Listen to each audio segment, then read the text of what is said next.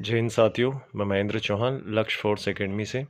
दोस्तों, ये जो वीडियो है आपका मध्य प्रदेश जेल प्रहरी 18 दिसंबर 2020 का एग्ज़ाम एनालिसिस के थ्रू मैं आपको बता रहा हूँ कि कौन कौन से एग्ज़ाम्स यहाँ पर बने हैं, एग्ज़ाम्स में क्वेश्चंस बने हैं।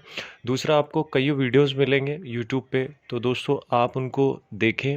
बट ये जो मेरे पास क्वेश्चंस जो आए हैं बच्चों के माध्यम से, ये आपके बिल्कुल एग्जैक्ट हैं, कुछ इससे रिलेटेड है। तो इनके नोट्स बने हैं और जिनका कल सुबह की शिफ्ट में एग्ज़ाम है, दोनों शिफ्टों में, वो आप यहाँ से पढ़ के जाइए।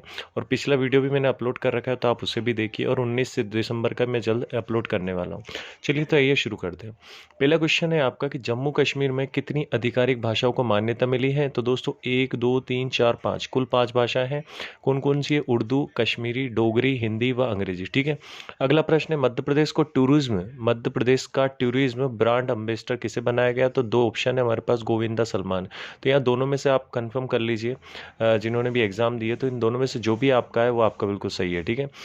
अगला है मध्य प्रदेश में किस प्रधानमंत्री का जन्म हुआ है। मध्य प्रदेश में प्रधानमंत्री का पूछा है, तो लिखना अटल बिहारी वाजपेयी। कौन है दोस्तों? अटल बिहारी वाजपेयी का जन्म हुआ है। मध्य प्रदेश की सबसे लंबी नदी कौन सी है? नर्मदा नदी, जिसकी लंबाई 13-12 किलोमीटर है। ठीक है। और उसकी एमपी की यदि बात करें तो 1077। उसके बाद है रामायण कला संग्रहालय का है आपका, तो ओरछा डिस्ट्रिक्ट में है, ये आपको याद रखना है।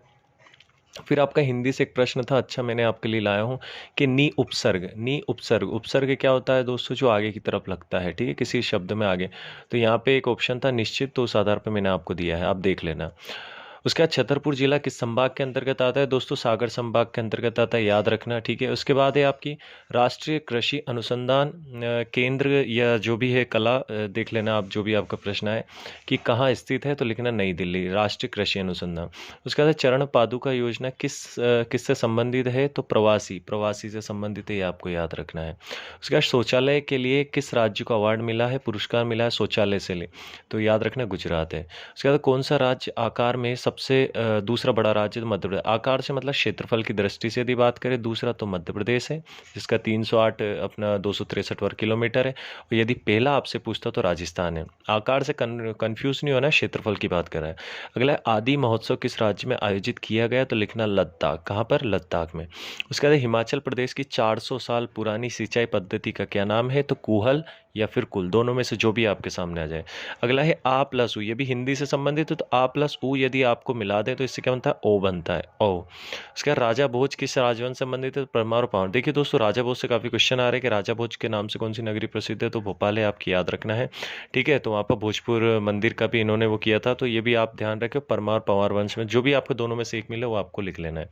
उसके बाद है कि ब्लू फ्लैग में भारत के कितने बंदरगाह को जोड़ा गया, ऐसा कुछ रिलेटेड था दोस्तों। तो ये ब्लू फ्लैग संबंधित जो भी आप डिटेल निकाल लें, थोड़ा सा टाइम कम है हमारे पास, तो ये आप उसको कंफर्म कर लें। अगला प्रश्न है आपका कि राय लोक नृत्य किस राज्य से संबंधित है? दोस्तों मध्य प्रदेश से संबंधित है। अगला है मध्य प्रदेश का उच्च न्यायालय कहाँ है? तो उच्च न्यायालय जबलपुर है, खंडपीठ इंदौर व ग्वालियर है।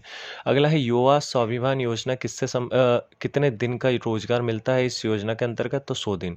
अगला है चचाई जलप्रपात किस नदी पर है? तो रीवा जिले में, रीवा संभाग में बीहड़ नदी पर।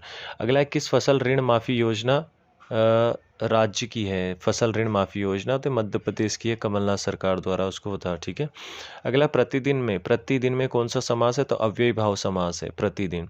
अगला है अभी तक के सबसे कम समय के प्रधानमंत्री कौन रहे? गुलजारी लाल नंदा, जिनका कार्यकाल 13 दिन का था। मध्य प्रदेश हाईकोर्ट खंडपीठ, देखिए खंडपीठ यहाँ आपसे पूछ लिया, उच्च न्यायालय आपसे पूछ लिया था, तो खंडपीठ की यदि बात करें ग्वालियर व इंदौर है।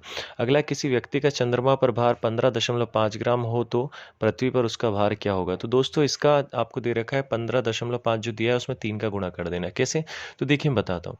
यदि मैं चंद्रमा की बात करूं और यहाँ पृथ्वी की, तो पृथ्वी के आकार से चंद्रमा का आकार कम होता है, और यहाँ का जो गुरुत्वीय आकर्षण बल है वो क्या करता है? इसके भार को कम कर देता है, और यहाँ का क्या लगता है? गुरुत्वीय आकर्षण बल अधिक लगता है। यदि यहाँ पर इसका भार किसी व्यक्ति का 60 किलोग्राम है, तो चंद्रमा पर इसका 1/6 हो जाता है। 1/6 मतलब 60 गुणित 1/6। ठीक है। जब आप इसको काट देंगे तो कितना बचेगा?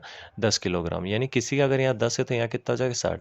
यानी कहने का मतलब जब भी आपको यहाँ किसी का पूछे तो उसमें आप डायरेक्ट 6 का गुणा करें। मैंने इसका 6 में गुणा किया तो कितना दे रखा है आपको यहाँ पर? 93 किलोमीटर। ठीक है ना। ये आप थोड़ा चेक कर लें। 6 पंजे 30 का 0 हासिल 3, 6 पंजे 30 और यहाँ आपका 33 और 3 है आपका 6 कम 6 93.0 यानी कि वही 93 किलोग्राम। ठीक है, तो आई होप समझ आया होगा। अगला, शेरशाह ने मालवा पर आक्रमण कब किया? 1542 में। आपको पता है 1539 में चौसा का युद्ध हुआ था, 1540 में बिलग्राम का युद्ध, उसका हुमायूं को वहाँ से भगा दिया था। तो 1542 में उसने मालवा पर अधिकार किया। उसके बाद है आक्रमण किया। उसके बाद है ग्रामोदय योजना की शुरुआत कब की गई? तो 2000 ईस्वी में, 2000 में। उसके बाद मध्य प्रदेश साहित्य परिषद अकादमी परिषद की स्थापना तो 1954 भोपाल में।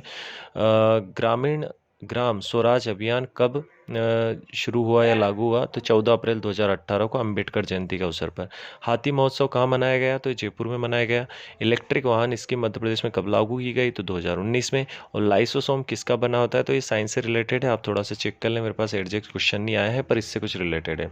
तो साथियों, आई होप आपको समझ आया होगा। छोटा सा वीडियो, थोड़ा जल्दी में है, तो मैं बहुत जल्द आप लोग के लिए एमपी का सेशन भी शुरू करने जा रहा हूँ। जीके के नोट्स के साथ भी जीके का सेशन शुरू करने जा रहा हूँ। मज़ा आएगा आपको आगामी एमपी पुलिस के लिए। तो दोस्तों, चैनल को से जुड़े रहें। छोटी छोटी मेरी शुरुआत है, आपका सपोर्ट मिलेगा तो बहुत आगे तक जाएंगे। जय हिंद, जय भारत।